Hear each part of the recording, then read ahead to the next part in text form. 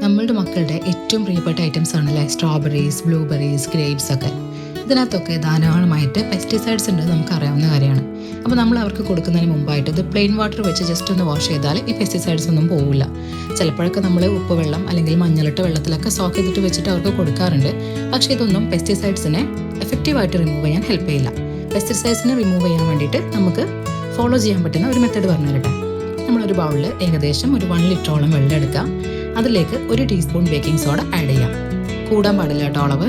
എന്നിട്ട് നന്നായിട്ട് മിക്സ് ചെയ്തതിന് ശേഷം അതിൽ നമ്മൾ ഫ്രൂട്ട്സ് നമുക്ക് 10 to 15 മിനിറ്റ്സ് സോക്ക് ചെയ്തിട്ട് വെക്കാം. നമ്മളൊരു ടൈമർ സെറ്റ് ചെയ്തിട്ട് തന്നെ ചെയ്യാം, കാരണം കൂടുതൽ ടൈം ഇത് ഈ വെള്ളത്തിൽ കിടക്കാൻ പാടില്ല. അതിനുശേഷം പ്ലെയിൻ വാട്ടറിൽ നന്നായിട്ട് റബ്ബ് ചെയ്ത് വാഷ് ചെയ്തിട്ട് എടുക്കുക. അതിനകത്ത് ബേക്കിംഗ് സോഡ ഇല്ലാന്ന് ഉറപ്പ് വരുത്താം. ശേഷം നമുക്ക് ചെറിയ പീസസ് ആയിട്ട് കട്ട് ചെയ്തിട്ട് അവർക്ക് കൊടുക്കാം. ഇത് ചോക്കിംഗ് ഇല്ലാതെ അവർ ഈസി ആയിട്ട് കഴിക്കാൻ വേണ്ടിയിട്ട് ഹെൽപ്പ് ചെയ്യും. കൂടുതൽ വീഡിയോസിന് വേണ്ടിയിട്ട് എൻ്റെ അക്കൗണ്ട് ഒന്ന് സബ്സ്ക്രൈബ് ചെയ്യാം.